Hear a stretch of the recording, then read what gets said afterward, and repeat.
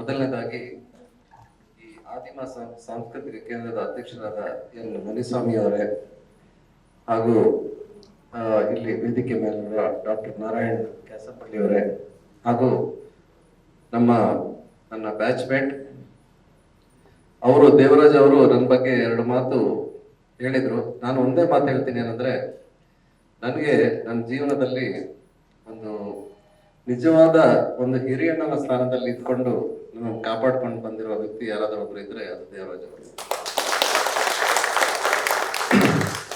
ಅದಕ್ಕಿಂತ ಮುಂದೆ ಹೆಚ್ಚೇನು ಹೇಳೋ ಅವಶ್ಯಕತೆ ಇರಲ್ಲ ಅಂದ್ಕೊಂಡಿದ್ದೀನಿ.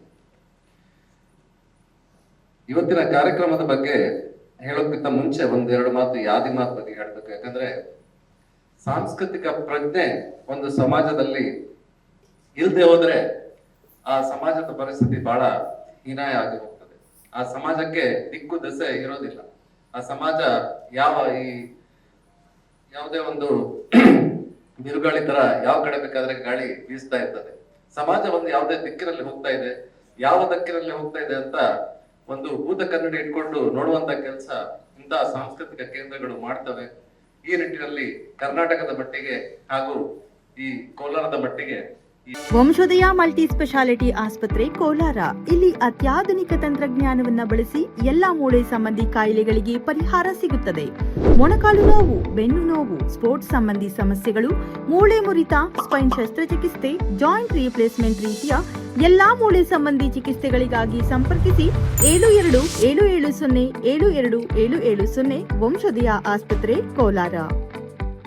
ಆದಿಮ ಸಾಂಸ್ಕೃತಿಕ ಕೇಂದ್ರದ ಒಂದು ಪಾತ್ರ ಏನಿದೆ ಸಮಾಜದಲ್ಲಿ ಅದು ಬಹಳ ದೊಡ್ಡದು ಅಂತ ನಾನು ಈ ಸಂದರ್ಭದಲ್ಲಿ ಹೇಳಲಿಕ್ಕೆ ಇಷ್ಟಪಡ್ತೇನೆ.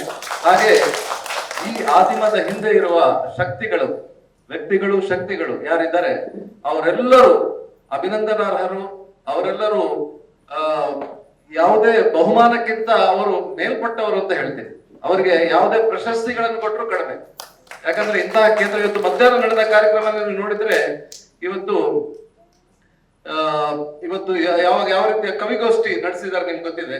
ಇಂತಹ ಕವಿಗೋಷ್ಠಿಗಳನ್ನು ನಡೆಸೋದಾಗ್ಲಿ, ಬೇರೆ ಬೇರೆ ರೀತಿಯ ಸಾಂಸ್ಕೃತಿಕ ಜಾಗೃತಿಯ ಕಾರ್ಯಕ್ರಮಗಳನ್ನು ಮಾಡುವಂತದ್ದು, ಸಮಾಜದ ಕೆಳಸ್ತರದವರ ಬಗ್ಗೆ ಚಿಂತೆ ಮಾಡುವಂತದ್ದು, ಸಂವಿಧಾನದ ಬಗ್ಗೆ ಚಿಂತೆ ಮಾಡುವಂತದ್ದು, ಇಂತಹ ಕೆಲಸಗಳನ್ನು ತಾವು ಮಾಡ್ತಾ ಇದ್ದೀರಾ. ಇದು ಬಹಳಷ್ಟು ಇದು ಕಷ್ಟ ಕೂಡ. ಇದೇನು ಸುಲಭ ಅಂತ ನಾನು ಭಾವಿಸೋದಿಲ್ಲ. ಇದು ಬಹಳಷ್ಟು ಕಷ್ಟದ ಕೆಲಸ. ಆದ್ರೂ ಎಲ್ಲ ಹೋರಾಟದ ಮಧ್ಯ ತಾವೆಲ್ಲ ಇದನ್ನ ಮಾಡ್ತಾ ಇದ್ದೀರಾ. ಇದು ಬಹಳಷ್ಟು ಅಭಿನಂದನೆಗೆ ತಾವೆಲ್ಲರೂ ಅರ್ಹರು ಅಂತ ಹೇಳ್ತೀನಿ. ಹಾಗೆ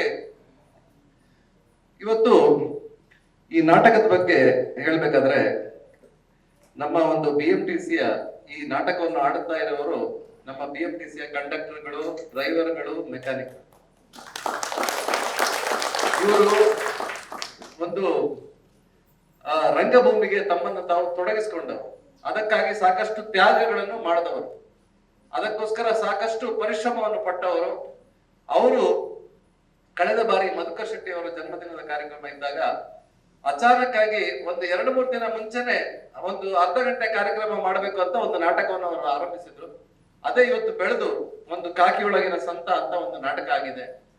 ಈ ನಾಟಕದ ಮೂಲಕ ಈಗ ದೇವರಾಜ್ ಅವರು ಮಧುಕರ್ ಶೆಟ್ಟಿ ಅವರ ಬಗ್ಗೆ ಸಾಕಷ್ಟು ಹೇಳಿದ್ದಾರೆ. ನಾನು ಅದನ್ನು ಮತ್ತೆ ರಿಪೀಟ್ ಮಾಡ್ಲಿಕ್ಕೆ ಹೋಗುದಿಲ್ಲ.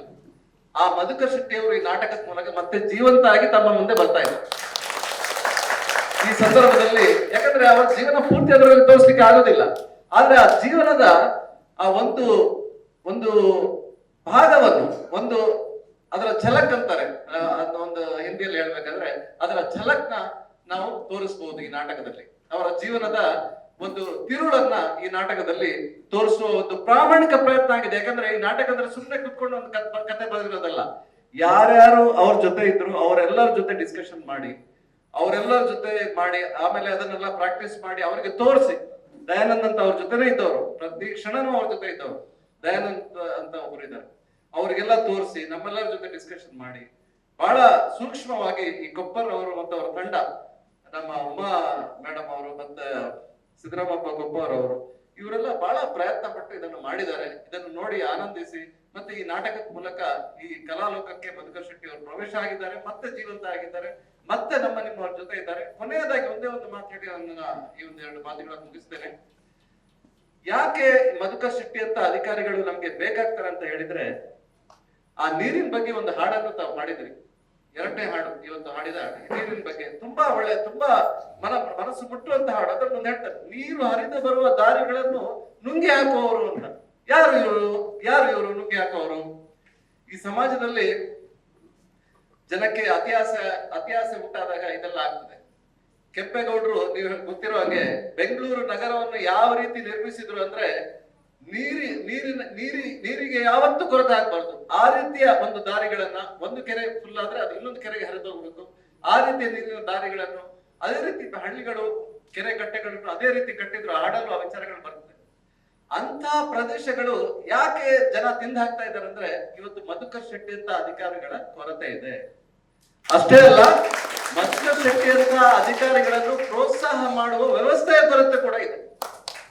ಮಧುಕರ್ ಶೆಟ್ಟಿಯ ಅಂತ ಅಧಿಕಾರಿಗಳು ವ್ಯವಸ್ಥೆಗೆ ಬರಬೇಕಾದ್ರೆ ಉತ್ತಮ ಒಂದು ರಾಜಕಾರಣದ ಅವಶ್ಯಕತೆ ಕೂಡ ಇದೆ. ಉತ್ತಮ ಭಾವನೆ ಇರೋರು, ಉತ್ತಮ ಒಂದು ಜನರ ಬಗ್ಗೆ ಒಂದು ಪ್ರೀತಿ ವಿಶ್ವಾಸ ಇರೋರು, ನುಡಿದಂತೆ ನಡೆಯುವವರು, ಅವರು ರಾಜಕೀಯಕ್ಕೆ ಬಂದಾಗ ಮಾತ್ರ ಮಧುಕರ್ ಶೆಟ್ಟಿ ಅಂತಹ ಅಧಿಕಾರಿಗಳು ನಿಮ್ಮ ಮಧ್ಯ ಕೆಲಸ ಮಾಡಕ್ಕೆ ಸಾಧ್ಯ ಆಗ್ತದೆ. ಈ ನಾಟಕವನ್ನು ತಾವೆಲ್ಲರೂ ಆನಂದಿಸಿ ಪ್ರೋತ್ಸಾಹಿಸಿ ಅಂತ ಹೇಳಿ ಈ ಅವಕಾಶಕ್ಕಾಗಿ ಕೋಲಾರದ ಎಲ್ಲ ತಮ್ಮ ಸರ್ವ ಈ ಸಂಸ್ಥೆಯವರಿಗೂ ಎಲ್ಲರಿಗೂ ನಾನು ಧನ್ಯವಾದಗಳನ್ನು ಹೇಳ್ತಾ ನನ್ನ ಮಾತುಗಳು ಮುಗಿಸ್ತೇನೆ. ನಮಸ್ಕಾರ.